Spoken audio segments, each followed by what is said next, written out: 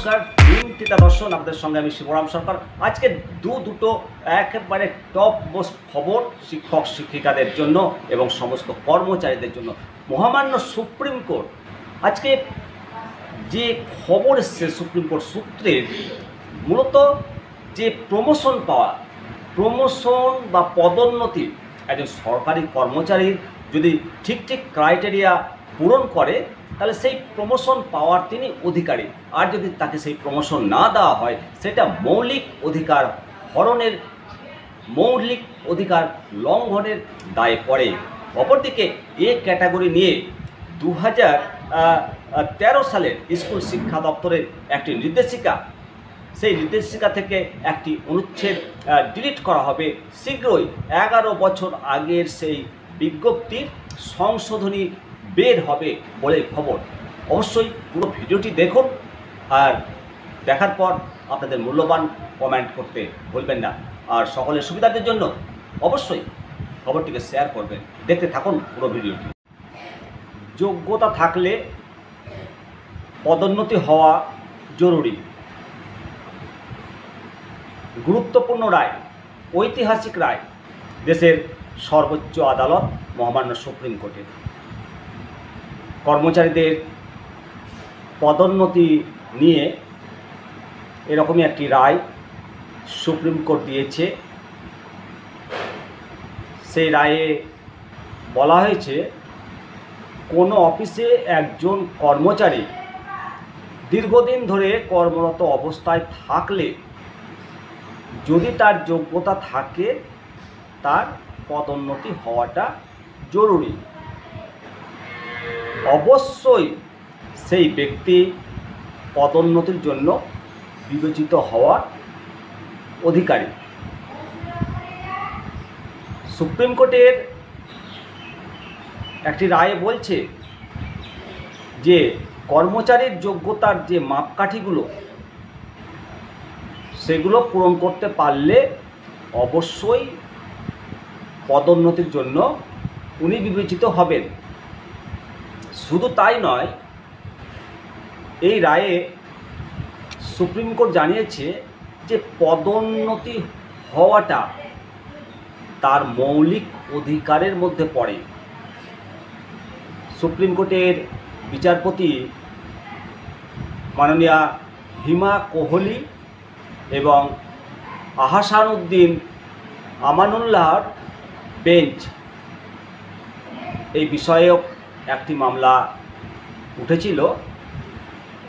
সেই মামলার শুনানিতে এই রায় সুপ্রিম কোর্টের। মামলা বিহার বিদ্যুৎ বোর্ডে কর্মরত ধর্মদেব দাস পাটনা হাইকোর্টে একটি মামলা করেন। তার পদোন্নতি আটকে যাওয়ায় হাইকোর্টে শরণাপন্ন হয়েছিল। বিদ্যুৎ দপ্তরের আন্ডার সেক্রেটারি পদে ছিলেন, যুগ্ম সচিব পদে পদোন্নতি নিয়ে মামলা চলছিল। আন্ডার সেক্রেটারি পদে 1997 সাল থেকে 2000 সাল পর্যন্ত কর্মরত ছিলেন। দীর্ঘদিন ওই পদে থাকার কারণে পদোন্নতির আবেদন জানিয়েছিলেন। যুগ্ম সচিব পদে পদোন্নতি না হওয়ায় আদালতের দ্বারস্থ হন। সেই মামলায় পাটনা হাইকোর্টের রায়ে খুশি না হয়ে সুপ্রিম কোর্টের দ্বারস্থ হন তিনি। যোগ্যতার মাপকাঠি পূরণ করলেও তার পদোন্নতি মৌলিক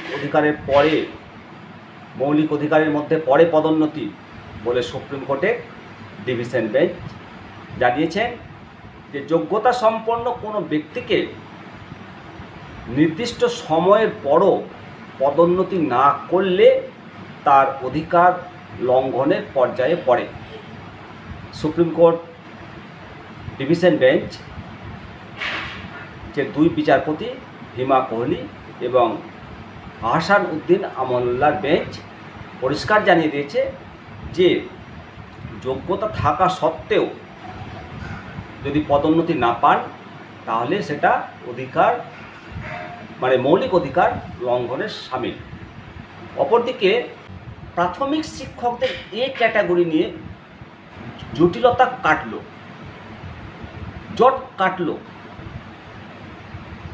তবে আর কিছুদিনের মধ্যে সমস্ত জটটাই কেটে যাবে বলে মনে করা হচ্ছে। যে এ ক্যাটাগরির যোগ্যতা মান নিয়ে 2013 মার্চে স্কুল শিক্ষা দপ্তরের যে নির্দেশিকা, কোনো শিক্ষক শিক্ষিকা নিয়োগের পর পিটিটিআই অথবা ডিএলএড এর 1 বছরের ব্রিজ কোর্স করেছেন, সেই দিন থেকে এ ক্যাটাগরি হিসেবে তাকে বিবেচনা করতে হবে এবং বেনিফিট দিতে হবে। এদিকে 2010 সালের শিক্ষার অধিকার আইন অনুসারে নিযুক্ত শিক্ষকদের যোগ্যতা মান কম থাকলেও 5 বছরের মধ্যে তা পূরণ করতে হবে। অর্থাৎ 2010-এ যদি অ্যাপয়েন্টমেন্ট হয়, 2015-র 31শে মার্চের মধ্যে তাদেরকে পূরণ করতে হবে। 2013 সালে পূরণ করার ব্যাপারে রাজ্য নির্দিষ্ট সময়ের আগে 2 বছর আগেই এই নির্দেশিকা জারি করেছিল। এর ফলে একটা বিভ্রান্তি তৈরি হয়েছিল। সেই নির্দেশিকা জারির আগে রাজ্যের বিজ্ঞপ্তি অনুসারে 2006-এর 1 জানুয়ারি বা তারপরে 2011 সাল পর্যন্ত প্রাথমিক শিক্ষক পদে নিযুক্তদের বড় অংশই মাধ্যমিক পাস এবং 1 বছরের শিক্ষকতার প্রশিক্ষণের ভিত্তিতে তারা চাকরি পেয়েছে। এর ফলে 2013-র ওই নির্দেশিকায় বিপাকে পড়েছেন 26,000 প্রাথমিক শিক্ষক শিক্ষিকারা। তাদের মধ্যে বেশ কিছুজন কলকাতা হাইকোর্টে মামলা দায়ের করেছে।